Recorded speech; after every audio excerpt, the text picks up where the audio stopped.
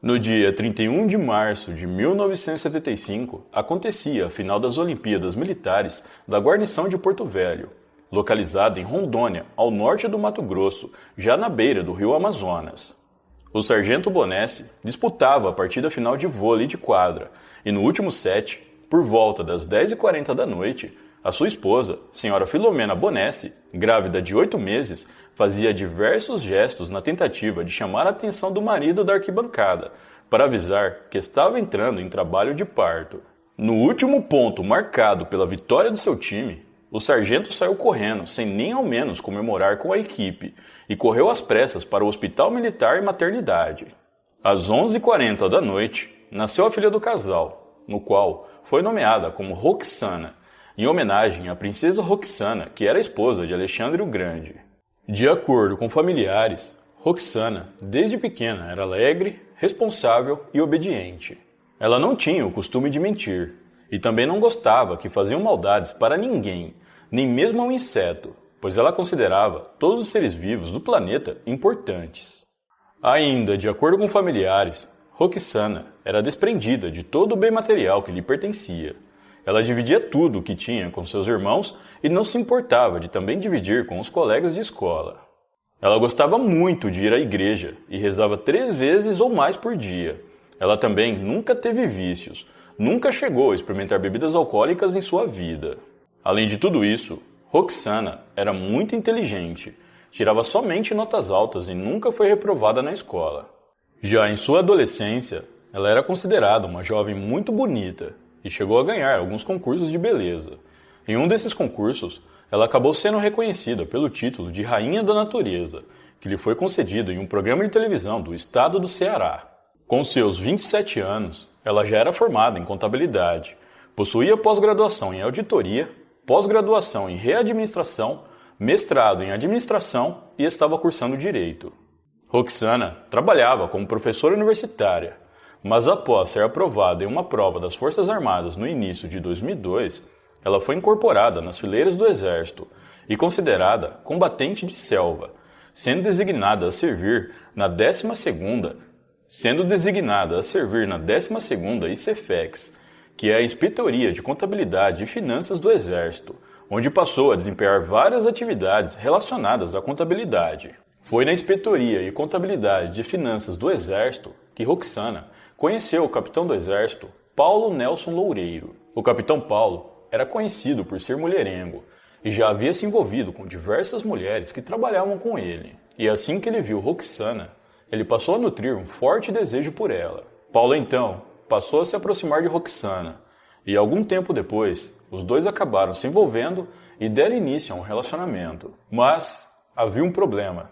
Na verdade, um grande problema. Paulo já era casado, algo que Roxana só descobriu meses depois. Ao descobrir isso, Roxana disse para Paulo que não queria ser amante e que era melhor eles terminarem com o relacionamento. Isso teria ocorrido entre setembro e outubro de 2002. Não se sabe ao certo quanto tempo durou o relacionamento deles, mas o que se sabe é que Paulo não gostou do término e passou a insistir para que Roxana voltasse com ele, algo que a mulher sempre negava. No dia 2 de dezembro de 2002, aproximadamente 2 meses após o fim do relacionamento deles, o capitão Paulo seguiu a tenente Roxana quando ela saía do seu turno por volta das 11 da noite. Assim que ela entrou na garagem para pegar o seu veículo e ir embora, Paulo a abordou e mais uma vez insistiu para que ela voltasse com ele. Roxana, já decidida com tudo, negou o pedido novamente. Diante dessa recusa, Paulo ficou furioso e logo na sequência ele puxou uma arma branca e desferiu 2 golpes na região do pescoço de Roxana. Roxana foi a óbito em poucos minutos. Não havia ninguém além deles no estacionamento, o que contribuiu para que Paulo cometesse o ato e ficasse impune naquele momento. Após o crime, Paulo pôs o corpo de Roxana no porta-malas do carro dele e depois a abandonou numa região de mata próximo a um lixão, nas proximidades do Colégio Agrícola, no bairro Zumbi 2. Depois, Paulo ainda voltou para a cena do crime e ainda teria tentado limpar todas as evidências do que teria acontecido naquela noite. Algumas horas após o crime, os pais de Roxana estranharam o fato da filha não ter voltado para casa e também não ter dado notícias.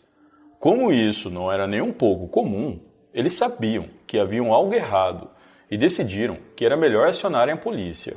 Em pouco tempo, policiais, amigos e familiares de Roxana iniciaram as buscas por ela, e algumas horas depois, eles encontraram o corpo dela na área de mata em que Paulo havia abandonado. A família de Roxana ficou desolada, e a notícia a respeito do crime se espalhou rapidamente pela cidade e depois pela região. Durante as investigações, foi levantada a hipótese de que talvez Roxana tivesse sido vítima de um assalto ou uma tentativa de relações forçadas.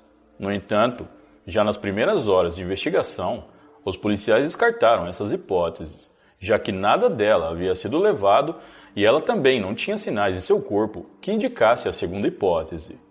Além disso, os policiais descobriram que o veículo de Roxana ainda estava no estacionamento da unidade militar em que ela trabalhava. Desse modo, foi constatado que ou ela foi levada à força do local, ou ela saiu com alguém que conhecia e tinha uma certa confiança. Seguindo a trilha de uma dessas teorias, os policiais chegaram até o capitão Paulo Nelson Loureiro e descobriram que ele havia dado entrada no pronto-socorro com ferimentos de arma branca muito semelhantes ao que Roxana tinha. Com isso, os policiais decidiram chamar Paulo para prestar depoimento.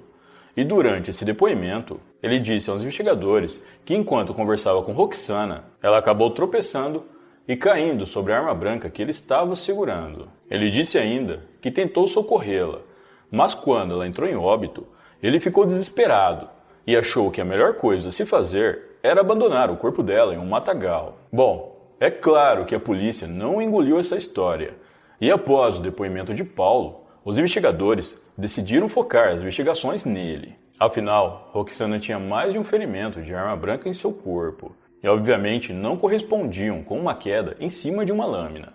Além do mais, quem é que presencia um acidente dessa proporção e ao invés de pedir ajuda, tem a brilhante ideia de abandonar o corpo em um matagal? Em uma revista realizada no carro de Paulo, um Fiat Brava, foi localizada a bainha protetora da faca que ele utilizou no crime, e também 2 toalhas manchadas de sangue. Essas toalhas foram enviadas para uma análise pericial, que constatou que o sangue que havia nelas pertencia à tenente Roxana.